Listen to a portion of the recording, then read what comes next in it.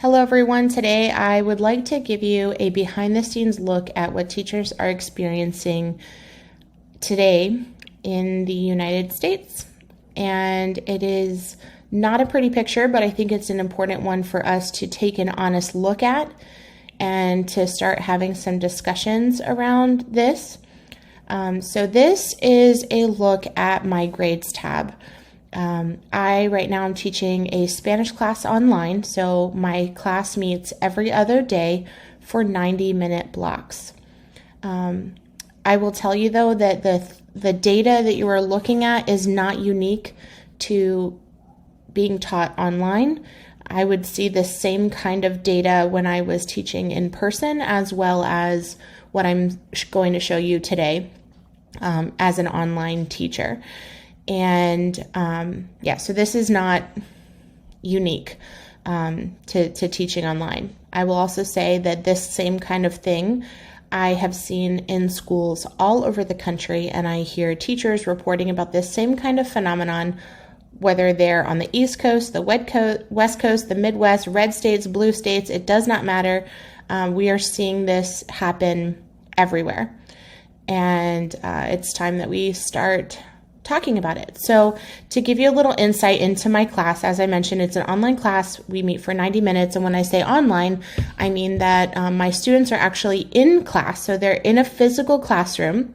They have a physical teacher that is there with them, but they do not have a certified teacher that's able to teach them Spanish. And so my company specializes in hiring teachers to fill in those gaps, so that way these students aren't just sitting in an auditorium or sitting with a sub that doesn't know anything about that subject, and they're able to receive instruction while having a teacher physically present in the classroom with them to do this learning. So this is not students that are at home on their computers doing, nothing. They are sitting in a physical classroom. They are attending class. They have a physical teacher in the room with them who is helping them and monitoring them and is actually physically there present with them, even though I personally am not. So every day, my students have 90 minutes in order to complete 2 assignments.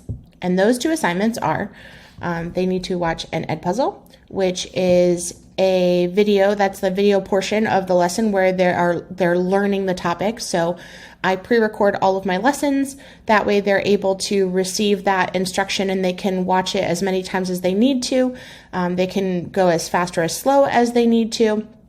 Because we're really trying to encourage students to work at their own pace and to be able to have that flexibility that, if I'm teaching a class live, they only hear it once and then it's gone.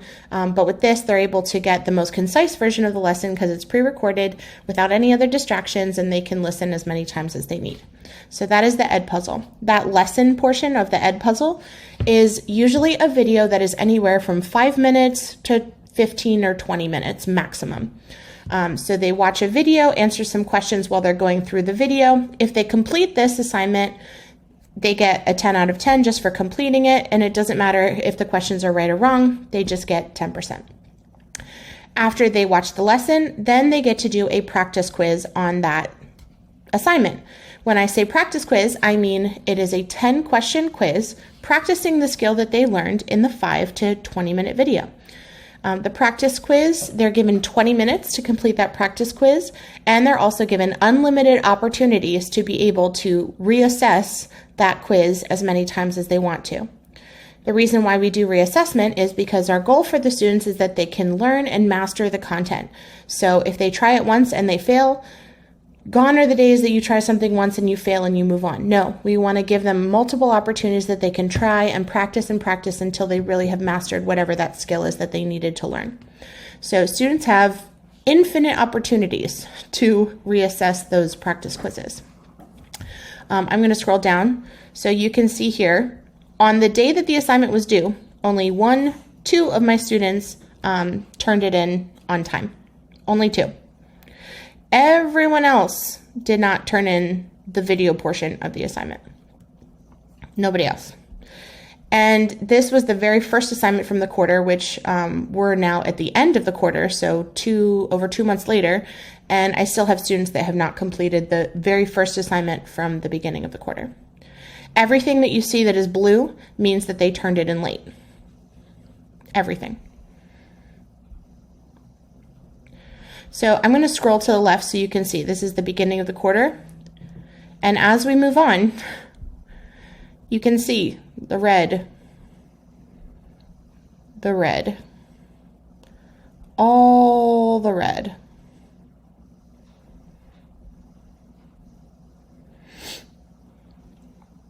And it just keeps going, all the red, all the red. Missing. Now, mind you, the 2 assignments that they're required to do for this 90-minute class period, for those 2 assignments, they have 90 minutes to complete them, and it should only take them about 30 minutes to 40 minutes maximum to do those 2 assignments. So please help me understand what is going on, that there is all this red for my class. Please help me understand. Now I've sorted these grades and stuff from lowest to highest, so you're seeing the low part. But even for the high part, like this is as far down as it goes. Even for like the quote unquote higher achieving students, is still late assignments, a bunch of missing assignments. And you can see all the students that have the gray here, that means that they turned in the assignment on time. All of them have A's. But that's it. The first 4 students, and everyone else is just red. I don't know what to do about this because, we give students assignments and opportunities to learn these different things that they're expected to learn. Again, things that they don't care about. And we see that show up in a lot of different ways. My TA, so the assistant that's physically in the classroom with them, I hear her telling them, open your assignment. Please get started on your assignment. And if they're nice, they might be like, oh, I'll get started, and then they'll go to sleep or something. But I've heard students tell her, like, F you, I'm not going to do it. Just straight up, no. It's awful. It is awful to teach someone who doesn't care to learn. And it is awful to be a student in this kind of an environment where someone else is trying to force you every day to do something that you don't care about and then calls you a failure because you don't do whatever, you were expected to do to pass the class. And I